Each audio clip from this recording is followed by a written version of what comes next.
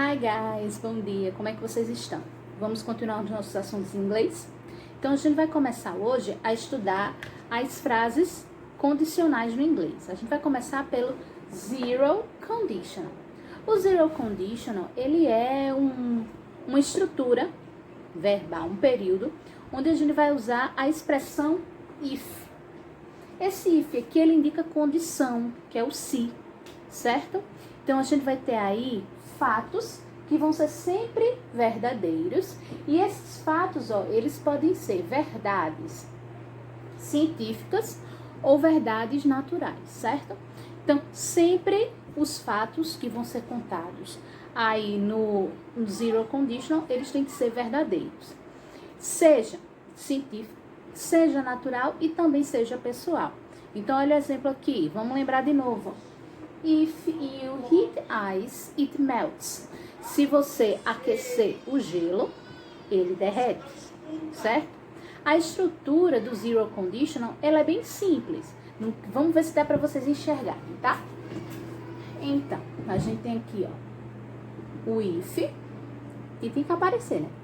O if e a frase com o verbo no simple present e outra frase com o simple present. Preste atenção no que eu vou dizer agora, tá?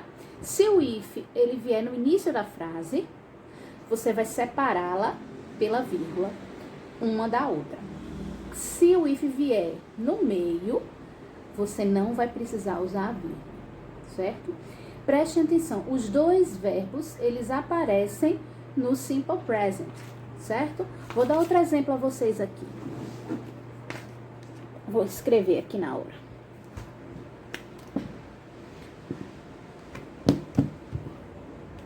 Usando essa mesma estrutura. Então, vamos prestar atenção aqui. If I eat chocolate, if I eat chocolate, vírgula, I get an allergy. Eu tenho uma alergia. Então, olha a estrutura. A gente também pode fazer o contrário. I get an allergy if I eat chocolate. Aí, nesse caso, a gente não põe a vírgula, certo? Mas, tia, como é que eu vou saber se a estrutura ela é real? Então, o zero condicional, ele traz isso pra gente. Estruturas onde os fatos que são colocados nas orações são reais, certo?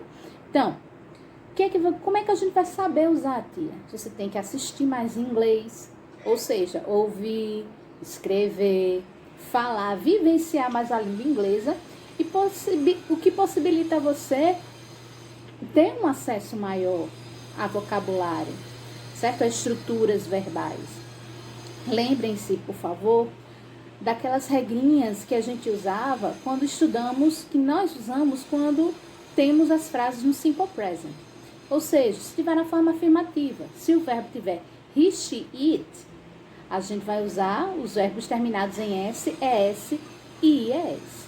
Se for na forma negativa, se for he, she, it, a gente usa doesn't. Se for com as demais pessoas, a gente usa don't, certo? Então, preste atenção aqui no quadro. Então, vamos lembrar dos verbos no simple present.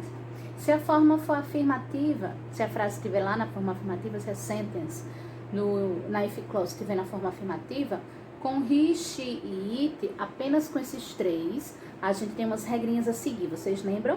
A regra geral é em que a gente acrescenta S no verbo, como é o caso de play, que fica plays, love, que fica loves. Se o verbo, vamos lá, botar mais perto. Ui. Se o verbo ele termina em consoante mais y, a gente vai tirar o y, ó, study. A gente tira o y e coloca IES. E se o verbo ele terminar em x, z, o, ch, sh ou ss, a gente acrescenta ele o es, como é o caso de watch, que fica watches, e do, que fica does. Se a gente tiver com a forma negativa, é só você lembrar que com I, you, we e they a gente usa don't. E com he, she e it a gente usa o doesn't. Se a gente usar aqui, ó, o verbo ele volta para a forma original dele, ou seja, sem o acréscimo do S, ES ou do IES, certo? Então, façam as atividades, copiem o assunto que vai estar na folhinha. Em caso de dúvida, falem comigo. E não se preocupem, é a primeira atividade. Se de repente acontecer algum erro, é normal. Então, o que eu quero é que vocês tentem, busquem estar fazendo as atividades e tirar as dúvidas de vocês, certo? Tirem essas dúvidas, é muito importante que vocês as tirem, certo? Bons estudos para vocês, fiquem com Deus.